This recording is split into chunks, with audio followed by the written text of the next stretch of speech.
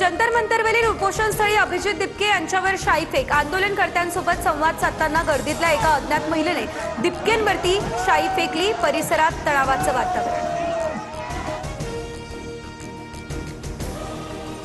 सोनम वांगचुक यांना दिल्ली पोलिसांनी बळजबरीने उचलताच अभिजित दिपके यांची आमरण उपोषणाची घोषणा। 20 जुलैचा मोर्चा सुद्धा निघणार असल्याचा एल्गार। दिपकेंना अश्रू अनावर। सोनम वांगचुक यांना जंतर मंतर मैदानावरून दिल्ली पोलिसांनी हटवलं। 21 दिवसांच्या उपोषणानंतर वांगचुक यांना रुग्णालयात पाठवलं। पोलिसांच्या कारवाईनंतर उपोषणस्थळी मोठा गोंधळ। आंदोलनकर्ते आक्रमक।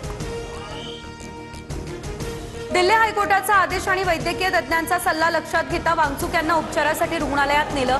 आंदोलकांनी लवकरात लवकर शांततापूर्ण मार्गाने जागा रिकामी करावी अशी दिल्ली पोलिसांचं हे आवाहन।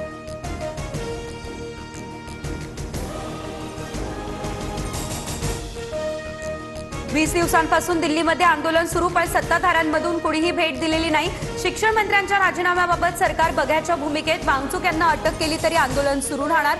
शरद पवार यांचा या आंदोलनाला आता पाठिंबा। आणखी किती बळी घेतल्यानंतर शिक्षण मंत्री धर्मेंद्र प्रधान यांचा राजीनामा घेणार? उद्धव ठाकरेंचा सरकारला सवाल। वांगचुक यांना ताब्यात घेण्याची ऑर्डर पोलिसांनी दाखवावी।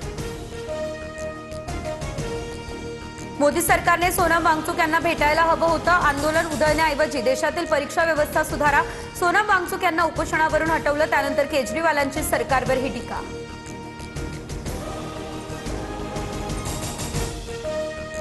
अयोध्या चोरमुक्त करण्यासाठी आमचं अराजकीय आंदोलन। फडणवीसांसह आरएसएसने आंदोलनामध्ये सहभागी व्हावं, संजय राऊतांचं हे आवाहन। देवेंद्र फडणवीस महाराष्ट्राचे राम, औरंगजेब आमचा भाऊ असं उद्धव ठाकरे हे म्हणाले होते। ठाकरेंनी पुराणाचं पठण करावं। रामरक्षा आंदोलनावरून निलेशचंद्र मुनींचा निशाणा। एनडीएमध्ये येण्याआधी विलिनीकरण करा, भाजपची राष्ट्रवादी समोर अट। विलिनीकरण झाल्यास दोन्ही गटात केंद्राला एक मंत्रिपद मिळणार, सूत्रांची माहिती। भाजपच्या सूचनेनंतर सुनेत्रा पवार अस्वस्थ असल्याची माहिती।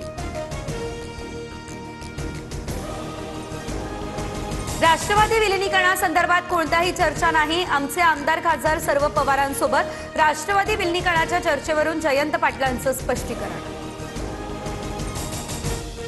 बोंदू अशोक खरात प्रकरणात ईडीकडून 3000 पानांचं आरोपपत्र दाखल। खरातने लोकांची फसवणूक करून 42 कोटी रुपये कमावल्याचे पुरावे। बनावट 142 बँक खाती उघडल्याचाही उल्लेख। नीट पेपर फुटीनंतर आता बीडमध्ये गुणपत्रिकेचा महाघोटाळा समोर। तर उत्तरपत्रिकेत 522 गुण, मात्र गुणपत्रिकेमध्ये 95 गुण असल्यानं संभ्रमात।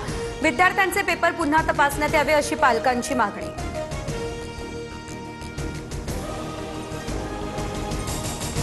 अल्पवयीन मुलीच्या हत्येच्या निषेधार्थ आज वर्धा बंदची हाक। तर छत्रपती शिवाजी महाराज पुतळ्यापासून त्या आक्रोश मोर्चा काढला जाणार। व्यापाऱ्यांचा बंदला पाठिंबा। जलदगती न्यायालयात प्रकरण चालवण्यासह आरोपीला कठोर शिक्षा देण्याची मागणी।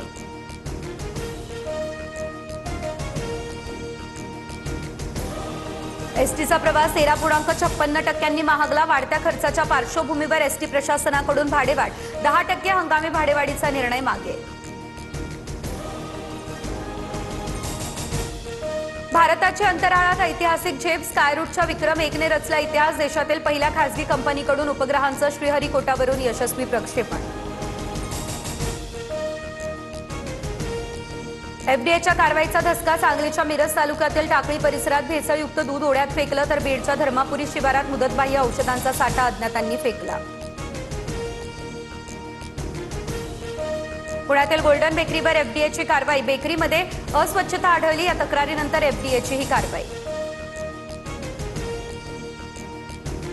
पुणे पोलिसांकडून रवींद्र धंगेकरांसह 13 जणांचा शोध देखील सुरू। अटकपूर्व जामिनासाठी धंगेकर आणि त्यांच्या पत्नीकडून अर्ज। पुण्यातील कंत्राटदारानं जीवन संपवलं, या प्रकरणी गुन्हा दाखल झाल्यानंतर न्यायालयात धाव। अभिनेता आमिर खानला लॉरेन्स बिश्नोई गँगकडून धमकीचा दावा। गँगस्टर अर्जू बिश्नोईची ऑडिओ क्लिप सोशल मीडियावर व्हायरल। धमकीबाबत अद्याप कुठलीही अधिकृत तक्रार नाही, मुंबई पोलिसांची माहिती।